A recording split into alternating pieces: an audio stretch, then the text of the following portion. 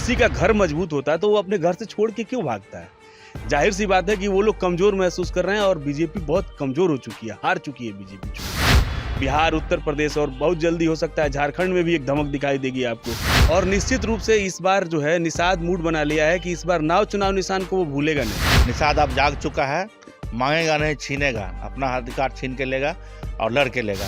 हम लोग को योगी आदित्यनाथ के सामने नहीं टिकना है, हम लोगों के सामने योगी आदित्यनाथ को टिकना है। वो सोचे कैसे टिकेंगे। हमारा भाजपा का रिश्ता तो भाजपा के गठबंधन में, हम बिहार में हैं, उत्तर प्रदेश गठबंधन में नहीं है। 165 सीट जो हम लोग चिन्हित किए वो निषाद बहुल सीट ही है और उन सभी सीटों पर हम प्रभाव डालेंगे। उत्तर प्रदेश सहित 5 राज्यों में चुनाव है, लेकिन उत्तर प्रदेश चुनाव को लेकर सबसे ज़्यादा चर्चा है, इसलिए कि बिहार सरकार के मंत्री मुकेश सहनी वहां चुनाव लड़ रहे हैं। बिहार में गठबंधन में हैं, लेकिन उत्तर प्रदेश में गठबंधन से अलग होकर चुनाव लड़ रहे हैं। ऐसे में तमाम बातें देखने को मिल रही है। एक तरफ जहां बिहार में आज बंदी का आह्वान किया गया है छात्रों के द्वारा और तमाम विपक्षी दलों का समर्थन भी है, वहीं उत्तर प्रदेश से लोग आज मुकेश सहनी के आवास पर आ रहे हैं टिकट को लेकर। ऐसे में युवा के राष्ट्रीय अध्यक्ष संतोष सहनी जी हमारे साथ हैं। सहनी जी, आप उत्तर प्रदेश से आए हैं और बिहार में आज बंदी है, फिर भी आप लोग यहाँ पहुँचे हैं, तो क्या मुद्दा है, किन मुद्दों को लेकर आप मंत्री जी से मुलाकात करने पहुँचे हैं? बहुत बहुत धन्यवाद आपको। बिहार बंद था लेकिन हम लोग बाई रोड आ गए हैं और आसानी से पहुंच गए हैं।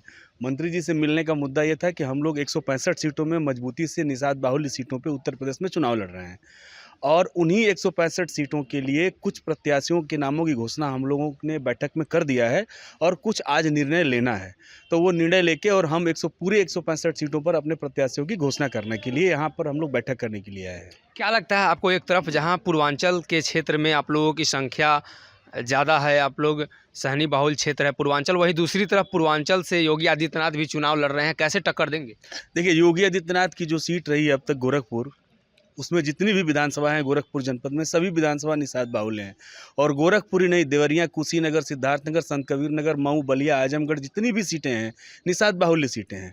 और निश्चित रूप से इस बार जो है निषाद मूड बना लिया है कि इस बार नाव चुनाव निशान को वो भूलेगा नहीं। और जिस तरीके से हम लोगों को समर्थन मिला है, जन समर्थन मिला है समाज का और अन्य जातियों का, अन्य पिछड़ों का, उससे ये साफ जाहिर होता है कि कुछ बड़ा बदलाव उत्तर प्रदेश में तो देखने को मिलेगा 2022 में। निषाद पार्टी भारतीय जनता पार्टी के साथ है, ऐसे में आप लोगों को कितना सपोर्ट मिल पाएगा, कितनी भरोसा है इस बात को लेकर? देखिए, निषाद पार्टी बीजेपी के साथ है, उसमें तो कोई डाउट नहीं है। बेसिकली क्या है कि अब तक लोगों को ये लगता था कि निषाद पार्टी समाज के हक अधिकार की बात कर रही है, लेकिन लोगों को ये पता चल गया है कि निषाद पार्टी समाज के हक अधिकार की नहीं, वो अपने हक अधिकार और अपने परिवार की बात करते हैं। इसलिए अब निषाद पार्टी से समाज का और अन्य जो उनसे जुड़े हुए लोग थे उनका भरोसा लगभग समाप्त हो चुका है।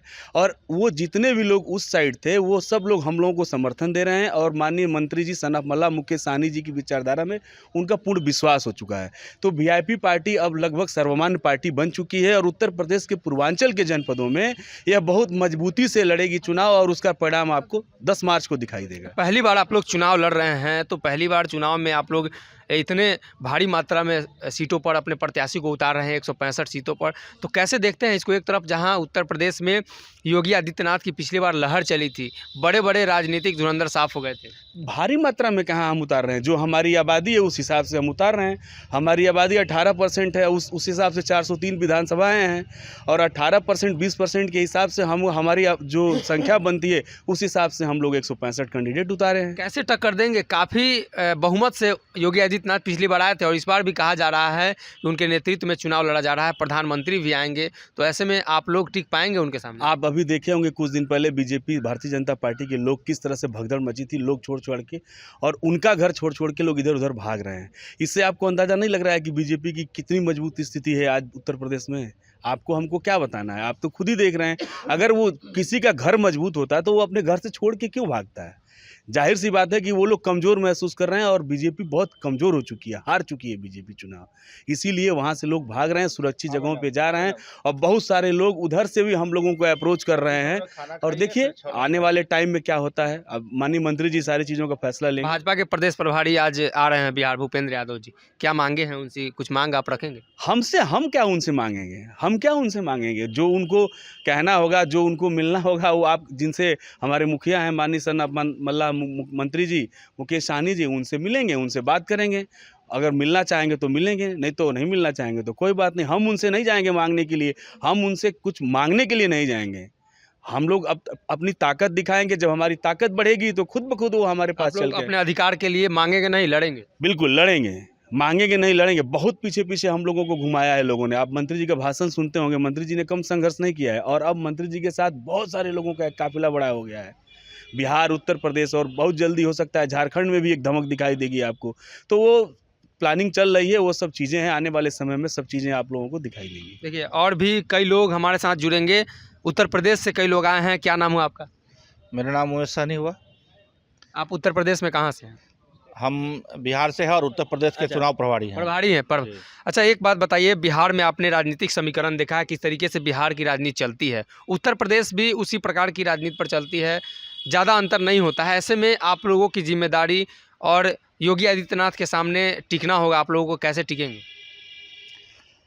हम लोग को योगी आदित्यनाथ के सामने नहीं टिकना है, हम लोगों के सामने योगी आदित्यनाथ को टिकना है। वो सोचे कैसे टिकेंगे। निषाद अब जाग चुका है, मांगेगा नहीं छीनेगा, अपना अधिकार छीन के लेगा और लड़ के लेगा। इसलिए हम लोग लड़ रहे हैं और 165 सीटों पर अपने पूरे मैदान में पूरी ताकत से उतर गए हैं और हम लोग लड़ेंगे। उनको समझना है कि वो कैसे हमारे सामने टिकेंगे, वो नीति तैयार करें। हम लोग नीति तैयार कर लिया है। नीति आप लोगों ने तैयार कर ली? हाँ, तैयार कर लिया, तभी ना 165 सीट पर लड़ा रहा है चुनाव अपना हम। अच्छा, 165 सीटों पर लड़ा है। ऐसे में भाजपा को काफ़ी नुकसान हो सकता है। निषाद पार्टी भी उनके साथ है। ऐसे में आप निषादों का वोट काटेंगे और भी जो जातियाँ उपजातियाँ होती हैं और भी जो आपके समीकरण में होंगे, सभी का वोट आप काटेंगे। ऐसे में भाजपा और बिहार में आपका रिश्ता खराब नहीं होगा क्या? क्यों? हमारा भाजपा का रिश्ता तो भाजपा के गठबंधन में, हम बिहार में हैं, उत्तर प्रदेश के गठबंधन में नहीं है। वहाँ जदयू भी चुनाव लड़ रही है, उनके साथ रिश्ता खराब नहीं होगा क्या? उनके साथ रिश्ता खराब हो सकता है। चुनाव लड़ने के लिए कोई भी पार्टी किसी भी राज्य में स्वतंत्र रूप से लड़ सकती है। इसमें गठबंधन सिर्फ हमारा बिहार राज्य के लिए हुआ है। हम बिहार में ही उनका साथ देंगे और सभी मुद्दों पर साथ देंगे। लेकिन उत्तर प्रदेश में अगर वो हमसे गठबंधन करते तब उनके साथ हम रहते। अभी तो उनसे गठबंधन हम नहीं किए हैं, इसलिए हम स्वतंत्र हैं कि हम अपने पार्टी से पूरे प्रत्याशी को लड़ाएं और अपना जो आधार है, हमारा जो हमारा बेस वोट है, जो हमारा बेस है, हमारा आधार है कि नहीं आधार है वीआईपी का उत्तर प्रदेश में, वो हम दिखाना चाहते हैं। ज़्यादातर आपने पूर्वांचल की सीटें ही क्यों चुनी हैं? क्या हमने पश्चिमांचल पर भी लड़ाया है, पश्चिमांचल, लेकिन बनस्पत पूर्वांचल के पश्चिमांचल में बहुत कम सीट है हमारी। वहाँ हमारा वोटर्स कम है और थोड़ा जागरूक भी कम है। एक्चुअली क्या है, निषाद हमारा कुछ कुनबा में बटा हुआ है उत्तर प्रदेश में। तो हम अभी प्रयास कर रहे हैं कि सारे कुनबों को एक जैसे बिहार में हम लोग जोड़े हैं, वैसे एक मलाई पीरों के एक माला बनाए और जोड़े उनको, ताकि हमारा कुनबा बड़ा हो जाएगा। और तब हम फिर उत्तर प्रदेश में पूरे पूर्वांचल की तरह ही सारे बुंदेलखंड और पश्चिमांचल में भी अपना प्रत्याशी अगले चुनाव में 2024 में जो होने वाला है लोकसभा चुनाव, उसमें बहुत मजबूती से उतारेंगे और लड़ेंगे। अच्छा, लोकसभा चुनाव की आप बात कर रहे हैं, लेकिन अगर अभी के चुनाव की बात करें तो कई सारे गठबंधन हैं। तो क्या लगता है आपकी असली लड़ाई वहाँ किनसे है? किनसे आप टकरा रहे हैं? मेरी लड़ाई किसी से नहीं है, हम अपने आधार को खोज रहे हैं। हमारा जो समीकरण है, हमारा जातीय वोट है, हम उसको खोज रहे हैं। मेरी लड़ाई किसी से नहीं है, उन लोगों की लड़ाई हमसे है। वो चाहते हैं कि हम वहाँ से नहीं चुनाव लड़े।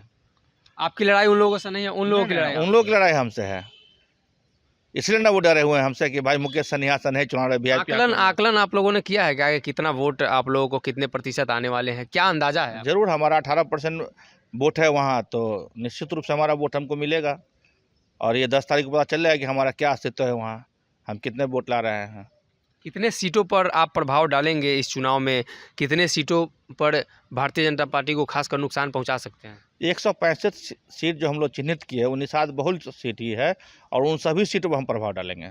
165 सीट? हाँ, और कम से कम 50 सीट उनको हारना पड़ेगा। 50 सीटों का दावा? हाँ, 50 सीट 50 से 60 सीट उनको हारना पड़ेगा। जो भारतीय जनता पार्टी जो पहले से वहाँ सरकार में है, उनको हारना पड़ेगा 50 से 60 सीट पर। खामियाजा भुगतना पड़ेगा? हाँ, खामियाजा भुगतना पड़ेगा। सर टिकट फाइनल हुआ है आपका? पूरा टीम में रहा। हमारा दक्षिणी विधानसभा 389 दक्षिणी विधानसभा से। जिला कौन सा? वाराणसी। बनारसी जिला है वाराणसी। तो आपके सामने सपा, भाजपा, बीजेपी, कांग्रेस इतना बड़ा बड़ा, कहाँ तक टक्कर दे पाएंगे उन लोगों को? देखिए, टक्कर तो बाबा विश्वनाथ जी की देना है और बाबा विश्वनाथ जी हैं हमारे, वही टक्कर देंगे इन लोगों का। लेकिन हमारा जो कर्तव्य है, पथ है, जो हम अपना मकसद लेके चले हैं, उसे हमें करना है। कौन सा विधानसभा से सर आपको टिकट मिला है? रोहरिया विधानसभा 387 वाराणसी अच्छा अच्छा। तो आपके सामने में इतना बड़ा बड़ा दिग्गज कांग्रेस, बीजेपी, सपा, बसपा है, उनको कहाँ तक आप टक्कर दे पाएंगे सर? अब जहाँ तक होगा वहाँ तक टक्कर दिया जाएगा, पीछे तो नहीं हटा जाएगा। चलिए, अपने वीआईपी पार्टी को आगे लेके चला जाएगा और खूब आगे तक ले चला, मजबूती से जीता भी जाएगा, इसमें कोई शक नहीं है। कौन सा विधानसभा से है सर आप? शिवपुर विधानसभा प्रत्याशी हैं? हाँ प्रत्याशी है। क्या नाम हुआ सर? नारायण साहनी। अच्छा अच्छा।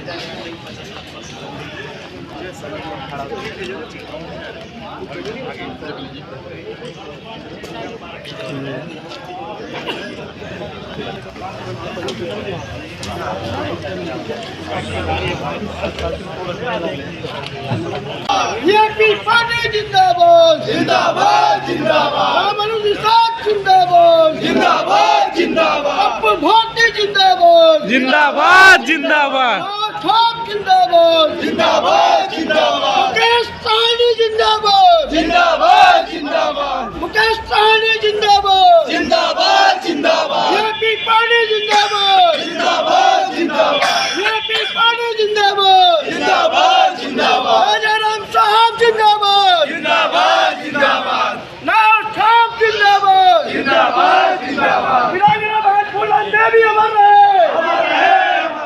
विराजना बहन फूलन देवी अमर रहे, विराजना बहन फूलन देवी अमर रहे, मुकेश सहनी अमर रहे। देखिए, उत्तर प्रदेश को लेकर चर्चाएं हैं यहाँ और लगातार लोग टिकट को लेकर यहाँ पहुँच रहे हैं। 50 से 60 सीट भारतीय जनता पार्टी को डैमेज करने का इन्होंने दावा कर दिया है। 165 पर चुनाव लड़ रहे हैं। ऐसे में बिहार सरकार के मंत्री मुकेश सहनी भी लगातार कैंपेनिंग कर रहे हैं। हालांकि अभी पटना से ही सारी रूपरेखा तैयार की जा रही है। पटना में ही सारे कार्यक्रम और सारे व्यवस्था की गई है। पटना से ही टिकट का बंटवारा हो रहा है। चुनाव होगा, देखने वाली बातें होगी किस तरीके से चुनावी माहौल होता है और कैसे बिहार सरकार के मुकेश सहनी का जलवा वहाँ चलता है। फिलहाल इस खबर में इतना है। अगर ये वीडियो पसंद आई और वह बिहार के राजनीति और बिहारियत से सरोकार रखेनी तो सब्सक्राइब बटन दबा के चैनल के सब्सक्राइब कर ली। ओजे एगो घंटी बा, ओकरा बटन दबा देला से कुल सटीक और मारक खबर रुआ मुफ्त में मिल जाई। अगर रुआ पत्रकारिता के हमनी के नया प्रयोग में सहयोग कर चाहतानी तो ज्वाइन बटन दबा दी। पेटीएम नंबर नोट कर ली 9386816700। धन्यवाद।